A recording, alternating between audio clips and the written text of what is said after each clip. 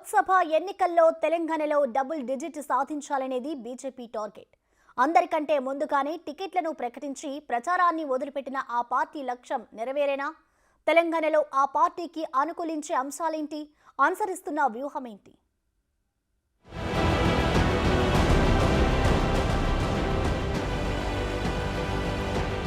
తెలంగాణ లోక్సభ ఎన్నికల్లో అందరికంటే ముందుగా 15 స్థానాలకు అభ్యర్థుల్ని ప్రకటించి ప్రచారాన్ని మొదలుపెట్టిన బీజేపీ పార్టీ శ్రేణులని సమాయత్తం చేసే పనిలో బిజీగా ఉంది. పార్టీ రాష్ట్ర కార్యాలయంలో రాష్ట్ర వ్యవహారాల ఇన్ఛార్జ్ సునీల్ బన్సల్ ఒక్కో అభ్యర్థితో విడివిడిగా సమావేశమయ్యారు. పార్లమెంట్ స్థాయిలో పార్టీ బలాలు, బలహీనతలు, రాజకీయ పరిణామాలు, ప్రత్యర్థుల వ్యూహాలు, బూత్ లెవెల్లో పార్టీ పనితీరు వంటి అంశాలపై ఆరా తీశారు.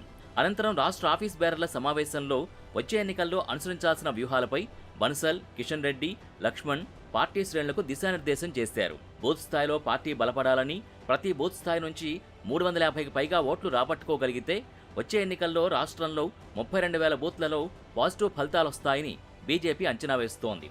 అంతేగాక గత కాంగ్రెస్ ప్రభుత్వంలో మన్మోహన్ సింగ్ పాలన, 10 ఏళ్ల మోడీ పరిపాలన గురించి ప్రజలకు అవగాహన కల్పించడానికి ప్రతి కార్యకర్త సిద్ధం కావాలని, అందుకు డోర్ టు డోర్ వెళ్లి ప్రతి ఓటర్ని కలిసేందుకు ప్రణాళికల్ని సిద్ధం చేసుకోవాలని పార్టీ శ్రేణులకు పిలుపునిచ్చారు. లిక్కర్ స్కామ్లో అరెస్టుల్ని వ్యతిరేకిస్తున్న ప్రతిపక్షాల వ్యూహాల్ని తిప్పికొట్టేందుకు ప్రతి పార్టీ సభ్యుడు బూత్ స్థాయిలో అలర్ట్గా ఉండాలని, లిక్కర్ స్కామ్ని ప్రజలకు అర్థమయ్యేలా వివరించాలని, అందుకు తగ్గట్టుగా వ్యూహాలుండాలని పార్టీ శ్రేణులకు స్పష్టం చేశారు. మహిళల విషయంలో కావచ్చు, యువకుల విషయంలో కావచ్చు, పేద ప్రజల విషయంలో కావచ్చు, ఈ 4 సెక్టార్లు మనం టార్గెట్ చేసుకొని ముందుకెళ్లాల్సిన అవసరం. తెలంగాణలో మంచి సానుకూలమైనటువంటి వాతావరణం ఈరోజు వచ్చే ఒక అవకాశం ఉంది.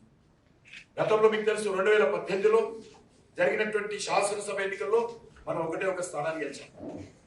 కానీ అదే 3 నెలల తర్వాత జరిగినటువంటి పార్లమెంట్ ఎన్నికల్లో 4 స్థానాలు గెలవడం జరిగింది. 2018, 2019కి 2024 మరి నరేంద్ర మోడీ గారి పట్ల సానుకూలత 2 3 పెరిగింది. ఈరోజు కుగ్రామంలో ఉన్నటువంటి నిరక్షరాస్యుడు సైతం కూడా ఈరోజు మోడీ గారి పేరు చెప్తే సానుకూలంగా స్పందిస్తున్నటువంటి విషయం అది.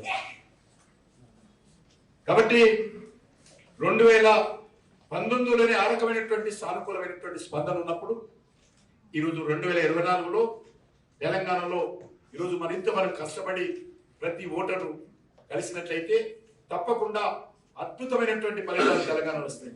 మరోవైపు పార్లమెంట్ ఎన్నికల్లో డబుల్ డిజిట్ గెలిపే లక్ష్యంగా కమలం పార్టీ వ్యూహరచన చేస్తోంది. ఇప్పటికే 15 మంది అభ్యర్థుల్ని ప్రకటించి దూకుడు మీద ఉంది. ప్రధాని మోడీ వరుస పర్యటనలు కొనసాగాయి.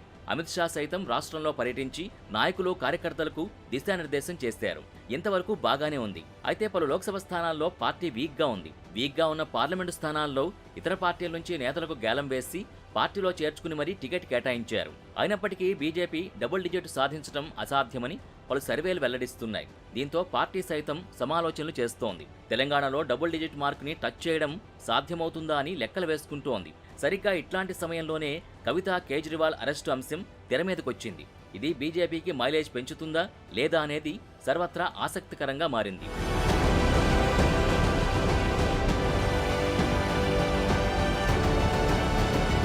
లిక్కర్ కేసులో కవిత అరెస్టుతో ఎపిసోడ్ నెక్స్ట్ లెవెల్కి చేరుకుంది.